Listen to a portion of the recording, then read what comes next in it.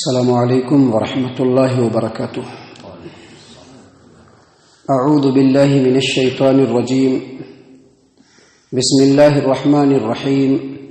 وَلَقَدْ صَدَقَكُمُ اللَّهُ وَعْدَهُ إِذْ تَحُسُّونَهُمْ بِإِذْنِهِ حَتَّى إِذَا فَشِلْتُمْ وَتَنَازَعْتُمْ فِي الْأَمْرِ وَعَصَيْتُمْ مِنْ بَعْدِ مَا أَرَاكُمْ مَا تُحِبُّونَ مِنْكُمْ مَنْ يُرِيدُ الدُّنْيَا وَمِنْكُمْ مَنْ يُرِيدُ الْآخِرَةَ ثم صرفكم عنهم ليبتليكم ولقد عفا عنكم والله ذو فضل على المؤمنين.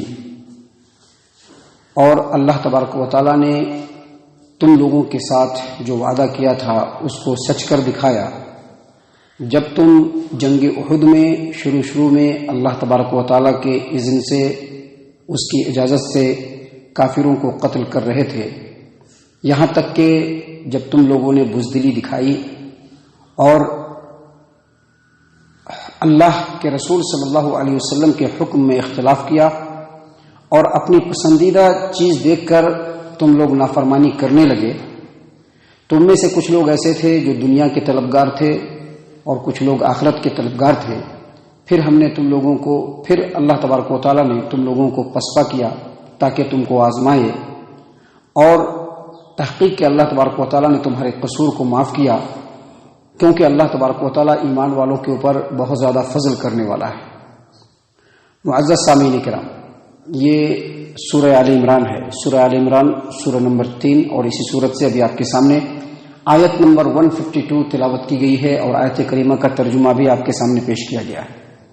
سامعین کرام، جیسا کہ اس سے پہلے کئی درسوں میں ہم نے یہ بات بتلایا کہ جب جنگ احد ہوئی تو شروع میں مسلمانوں نے بہت ہی اچھے انداز میں جنگ کو شروع کیا، یہاں تک کہ جنگ بدر میں جو کامیابی ملی تھی اس سے بہترین کامیابی ملنے والی تھی، لیکن اچانک معاملہ پلٹ گیا اور مسلمان جو جیت رہے تھے بری طریقے سے ہارنے لگے. اس کی وجہ کیا ہے؟ اس کی وجہ کیا تھی؟ اسی بات کو اللہ تبارک و تعالیٰ نے اس آیت کریمہ میں بیان فرمایا ہے. صحیح البخاری کتاب المغازی باب غزوۃ احد حدیث نمبر 4043. برا بن عازب رضی اللہ عنہ کہتے ہیں کہ جب جنگ احد شروع ہوئی تو اللہ کے رسول صلی اللہ علیہ وسلم نے 50 پیدل تیر اندازوں کو پہاڑ کے ایک درے کے پاس، جدھر سے پیچھے سے رستہ تھا، وہاں پہ کھڑا کیا اور کہا کہ تم لوگوں کو یہیں پہ رہنا ہے، تمہاری بس یہی ڈیوٹی ہے، دوسرا کوئی کام نہیں ہے. صحیح البخاری کے جو الفاظ ہیں حدیث کے نبی صلی اللہ علیہ وسلم کے، اس میں نبی صلی اللہ علیہ وسلم نے فرمایا کہ دیکھو، اگر تم لوگوں کو ایسا لگے کہ ہم لوگوں کو پرندے اچک کر کے لے جا رہے ہیں، پھر بھی یہاں سے نہیں ہٹنا جب تک کہ میں تم لوگوں کو بلوا نہ بھیجوں. نبی صلی اللہ علیہ وسلم نے پھر تاکید میں کہا کہ دیکھو، تم لوگ دیکھو کہ ہم دشمنوں کو بالکل شکست دے چکے ہیں، ہم لوگوں نے ان کو کچل ڈالا ہے، پھر بھی تم لوگ اس جگہ سے نہیں ہٹنا یہاں تک کہ میں تم لوگوں کو بلوا بھیجوں.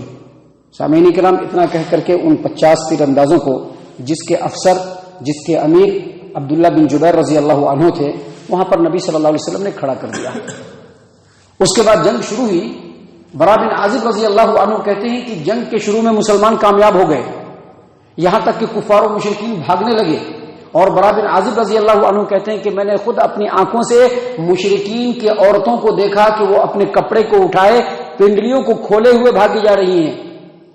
جب مسلمانوں کو فتح ملنے لگی تو یہ جو 50 تیر انداز تھے اس میں سے کچھ لوگوں کو چھوڑ کر اکثر لوگ کہنے لگے کہ دیکھو، اب مسلمان جیت گئے ہیں، اب ہم لوگ جا کر کے مال غنیمت لوٹیں گے. عبداللہ بن جبیر رضی اللہ عنہ کا کہ نبی صلی اللہ علیہ وسلم نے جو حکم دیا تھا کیا وہ تم لوگوں کو یاد نہیں ہے؟ نہیں، اب مسلمان جیت گئے ہیں، اب ہم لوگ جا کر کے مال غنیمت اڑائیں گے. وہاں سے نکل گئے. بعض روایتوں میں آتا ہے کہ 40 آدمی نکل گئے، بعض روایتوں میں آتا ہے کہ 38 آدمی یعنی 38 آدمی نکل گئے. 10 یا 12 آدمی وہاں پر رہ گئے اور یہ لوگ آ کر کے مسلمانوں کے ساتھ مال غنیمت لوٹنے لگے. تو خالد بن ولید رضی اللہ عنہ جو ابھی مسلمان نہیں ہوئے تھے، وہ لمبا چکر کاٹ کر کے احد پہاڑ کے پیچھے سے آ کر کے حملہ کیا، اور مسلمانوں کی جو فتح تھی وہ نبی اکرم صلی اللہ علیہ وسلم کی نافرمانی کی وجہ سے شکست میں بدل گئی. یہی جنگ احد کے شکست کی اصل وجہ تھی جس کو صحابی رسول نے بتلایا. معزز سامعین کرام، اگر آپ یہاں پر دیکھیں گے تو آپ کو پتہ چلے گا کہ چاہے ہمارے ملک عزیز کا معاملہ ہو، چاہے دنیا میں کہیں پر بھی مسلمانوں کا معاملہ ہو، آج مسلمانوں کی جو ذلت و رسوائی ہے وہ اسی وجہ سے ہے۔ وہاں پر جنگ احد کے اندر صرف ایک مقام پہ ہوا تھا بس، آج تو ہم لوگ نافرمانی کے پتلا بنے ہوئے ہیں، ہر اعتبار سے نافرمانی ہے، انفرادی نافرمانی ہے، اجتماعی نافرمانی ہے، ہر طرح کی نافرمانیاں ہو رہی ہیں۔ جو لوگ بدعت و خرافات میں مبتلا ہے وہ بھی نافرمانیوں کے رسیاں ہیں، اور جو لوگ توحید پرستی میں اپنے آپ کو آگے بڑھانے کی کوشش کر رہے ہیں ان کے ہاں بھی نافرمانیوں کا ایک انبار لگا ہوا ہے۔ پھر مسلمان کیسے عزت و آبرو سے رہ پائیں گے؟ آپ ہمارے ملک کے اندر دیکھیے، لگاتار یکے بعد دیگرے مختلف چیزوں کو وجہ بنا کر کے مسلمانوں کو ذلیل و رسوا کرنے کی کوشش کی جا رہی ہے، اور ہم لوگ الزام دیتے ہیں غیروں کے اوپر، فلاں ایسے کر رہا ہے، فلاں نیتا ایسا کر رہا ہے، فلاں لیڈر ایسا کر رہا ہے۔ قصور کسی کا نہیں ہے، قصور ہم مسلمانوں کا ہے کہ ہم مسلمانوں نے اپنے نفس کو ہی اپنا رب بنا لیا ہے۔ اللہ اور اس کے رسول کی اطاعت و فرما برداری کو چھوڑ کر اپنے نفس کو ہی اپنا سب کچھ بنا لیا ہے۔ اللہ اور اس کے رسول کی فرما برداری کو چھوڑ کر اپنے نفس کو ہی اپنا سب کچھ بنا لیا ہے۔ دیکھیے اللہ تبارک و تعالیٰ نے یہاں پر کیا کہا، ڈائریکٹ جنگ احد کے اندر جو لوگ شرکت کیے تھے ان لوگوں کو ڈائریکٹ مخاطب کیا۔ اللہ نے کیا کہا، وَلَقَدْ صَدَقَكُمُ اللَّهُ وَعْدَهُ إِذْ تَحُسُّونَهُمْ بِإِذْنِهِ، اللہ تبارک و تعالیٰ نے تم لوگوں سے جو وعدہ کیا تھا اس کو اللہ تبارک و تعالیٰ نے سچ کر دکھایا۔ کب؟ جب تم جنگ احد کے شروع میں اللہ تبارک و تعالیٰ کے اذن سے فتح و کامرانی کے پرچم کو لہرا رہے تھے، دشمنوں کو مار بھگا رہے تھے، اللہ تبارک و تعالیٰ نے وعدہ پورا کر دیا۔ لیکن آگے کیا ہوا، حتی اذا فشلتم وتنازعتم فی الامر، یہاں تک کہ تم لوگوں نے بزدلی دکھائی اور جو حکم دیا گیا تھا اس حکم میں تم لوگوں نے اختلاف کر لیا۔ اختلاف کی بات کو تو چھوڑ دی جائے تو مسلمانوں کا اتفاق ہی اختلاف کے اوپر ہے، چاہے مسلکی معاملے میں آئیے، اپنے اپنے مسلک کے چکر میں قرآن و حدیث کا کوئی مسئلہ نہیں ہے، کوئی اہمیت نہیں ہے قرآن و حدیث کی، مسلمانوں کی نظر میں کوئی اہمیت نہیں ہے۔ اگر مسلک کا مسئلہ ہو تو، اور اگر اپنی پسندیدگی کا مسئلہ ہو وہاں پر بھی چاہے کوئی بھی مسلمان ہو، قرآن و حدیث بس برائے نام ہے، نام لینے کے لیے، نام لینے کے لیے قرآن و حدیث ہے بس، وگرنہ عمل کرنے کے لیے اپنی ہی چاہت ہے، اپنی ہی مرضی ہے، رب کی مرضی نہیں ہے۔ اللہ تبارک و تعالیٰ نے فرمایا کہ یہاں تک کہ تم لوگوں نے بزدلی دکھائی، وتنازعتم فی الامر، جو حکم دیا گیا تھا اس میں تم لوگوں نے اختلاف کیا، وعصیتم من بعد ما اراکم ما تحبون، اور تم کو جو پسند تھا وہاں پر تم نے نافرمانی شروع کر دی۔ آج جیسا ہوتا ہے نا، بدعتیوں کو چھوڑ دیجئے، اہل السنہ والجماعت کے احباب توحید پرست لوگوں کے اندر یہ بات ہے کہ اگر کوئی چیز پسندیدہ ہے وہاں پر کتاب و سنت کو یا تو ہٹائیں گے یا تو اس کی تعبیر کرنے کی کوشش کریں گے۔ ایسا نہیں چلے گا، اگر ایسا چلے گا تو کبھی بھی مسلمان عزت افزائی کی زندگی نہیں گزر پائیں گے۔ اگر ایسا چلائیں گے تو ہمیشہ ذلیل و رسوا ہوتے رہیں گے۔ دیکھیے آگے اللہ تبارک و تعالیٰ نے مزید کہا ہے، ابھی ہوتا ہے لیکن نہیں سارے لوگ نافرمان ہیں، ایسی بات نہیں ہے۔ اللہ تبارک و تعالیٰ نے آگے فرمایا کہ منکم من یرید الدنیا ومنکم من یرید الآخرہ، ایسا نہیں کہ جنگ احد کے اندر جو لوگ شریک ہوئے تھے سب کے سب دنیا ہی کے طلبگار تھے، نہیں، 50 آدمیوں کی جماعت میں صرف 38 آدمی ایسے تھے جنہوں نے اختلاف کیا تھا، اور اختلاف آ کر کے مال غنیمت لوٹنے لگے تھے۔ اللہ نے فرمایا کہ تم میں سے کچھ لوگ ایسے تھے جو دنیا کے طلبگار تھے اور کچھ لوگ ایسے تھے جو آخرت کے طلبگار تھے، لیکن اس کے باوجود اللہ تبارک و تعالیٰ نے فتح کو شکست میں بدل دیا۔ کیوں؟ اللہ کے رسول صلی اللہ علیہ وسلم کی نافرمانی کی وجہ سے۔ یاد رکھیے، چاہے آپ کسی بھی ڈپارٹمنٹ میں اپنی زندگی کے اندر ہوں، مسلمانوں کے لیے ضروری ہے کہ اگر وہ کامیاب و کامران ہونا چاہتے ہیں، مسلمانوں کے لیے ضروری ہے کہ اگر وہ عزت چاہتے ہیں، مسلمانوں کے لیے ضروری ہے کہ اگر وہ امن و سکون کی زندگی گزارنا چاہتے ہیں، ان کو ہر اعتبار سے اللہ اور اس کے رسول کی اطاعت و فرما برداری کرنی ہوگی، چاہے کم ہو یا زیادہ۔ اگر کوئی غلط کرتا ہے اس کو روکنا بھی ضروری ہے، اگر ہماری غلطی ہے اس کو ریئلائز کر کے ہم کو اس کو ایکسپٹ کر کے اس کو کریکٹ کرنا بھی ضروری ہے۔ اگر ہم ایسا نہیں کریں گے، یہ پورے مسلمانوں کی جماعت کا مسئلہ ہے، یہاں پر ہمارا سنگل مسئلہ نہیں ہے، پوری کی پوری مسلمانوں کی جماعت ایسے ہی ذلیل و رسوا ہوتی رہے گی. آج حجاب کا مسئلہ اٹھا ہے، کل کچھ اور بھی مسئلے اٹھ سکتے ہیں.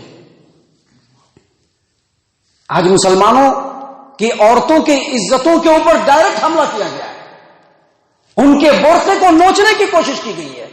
اگر آج بھی مسلمان نہیں سدھرے، باقی آگے ہندوستان کے اندر، ہمارے اس بھارت کے اندر مسلمانوں کا جو حال ہونے والا ہے، مسلمان خود سوچ لے. اور اس کا ایک ہی علاج ہے، اللہ اور اس کے رسول صلی اللہ علیہ وسلم کے بتائے ہوئے راستے پر چلنا، تبھی جا کر کے کامیابی ملے گی. چھوٹا سا معاملہ تھا، کہا کہ تم لوگ ہٹنا نہیں، ہٹ گئے. جیتی ہوئی بازی خوفناک ہار میں بدلنے والی تھی کہ اللہ تبارک و تعالیٰ نے پھر معاف کر دیا. اللہ نے کیا فرمایا یہاں پر؟ اللہ نے فرمایا کہ تم میں سے بعض لوگ ایسے تھے جو دنیا کے طلبگار تھے، اور بعض لوگ ایسے تھے جو آخرت کے طلبگار تھے. ثم صرفکم عنہم لیبتلیکم، اللہ تبارک و تعالیٰ نے کفار و مشرکین کو پھیر دیا، تمہارے اوپر مسلط کر دیا تاکہ اللہ تم کو آزمائے، آزمائش میں ڈالے. اللہ نے آزمائش میں ڈال دیا، لیکن وہ لوگ سنبھل گئے. جنگ احد کے اندر جو لوگ تھے، جو شہید ہوئے وہ شہید ہوئے، جو بچے وہ سنبھل گئے. اللہ نے ان کو بھی سنبھال لیا. اللہ نے فرمایا وَلَقَدْ عَفَا عَنْكُمْ، اللہ تبارک و تعالیٰ نے ان کو معاف کر دیا. اللہ نے ان کو معاف بھی کر دیا. کیسے معاف کیا؟ ابھی جنگ احد کے اندر جس طرح سے مسلمانوں کو روندا گیا، 70 مسلمان شہید ہوئے اور بہت بری حالت ہو گئی. اور کل یا اس سے پہلے کے درس میں ہم نے بتلایا تھا کہ پیارے رسول صلی اللہ علیہ وسلم بڑی ہی دانش مندی کے ساتھ پہاڑ کے اوپر چڑھ گیا اور مسلمان بھی چڑھ گئے، جس کی وجہ سے معاملہ تھم گیا. اللہ نے معاف کر دیا. لیکن اگر اللہ تبارک و تعالیٰ معاف نہیں کرتا تو یہ جو کفار و مشرکین ہیں، جنگ احد کے میدان میں مسلمانوں کو سر کرنے کے بعد مدینے کا رخ کرتے تھے، وہاں جا کر کے مدینے پر حملہ کرتے تھے، مسلمانوں کے لوگوں کو غلام بناتے تھے، ان کی عورتوں کو لونڈی بناتے تھے. لیکن اللہ تبارک و تعالیٰ نے وہاں پر معاف کر دیا، اور وہیں سے کفار و مشرکین ایسا روب ڈالا کہ وہاں سے فرار ہو گئے. اللہ تبارک و تعالیٰ نے اسی بات کو یہاں پر بیان فرمایا کہ وَلَقَدْ عَفَا عَنْكُمْ، اللہ تبارک و تعالیٰ نے تم لوگوں کو معاف کر دیا، اس لیے ذلت سے بچ گئے. اگر اللہ تبارک و تعالیٰ معاف نہیں کرتا تو جو ذلت و رسوائی بدر کے اندر کفار و مشرکین کی ہوئی تھی، اس سے بھی بڑی ذلت ہو جاتی تھی مسلمانوں کی. اللہ نے کہا کہ وَلَقَدْ عَفَا عَنْكُمْ. دیکھیے کیسے، کتنی وضاحت کے ساتھ اللہ تبارک و تعالیٰ تمام غلطیوں کو واضح کر رہا ہے. آج ہمارے سماج و معاشرے میں کیا ہوتا ہے، اگر کسی کے اندر کوئی غلطی ہے، اس کو اگر واضح کیا جائے فوراً برا مان جاتے ہیں. برا نہیں ماننا چاہیے، کریکٹ کرنے کی کوشش کرنی چاہیے. مسلمانوں کی مسلمانیت کا تقاضا ہی یہی ہے کہ اگر کہیں پر کوئی غلطی ہو رہی ہے اور اگر اس کو کلیئر کیا جائے تو اس کو فوراً ریئلائز کرے.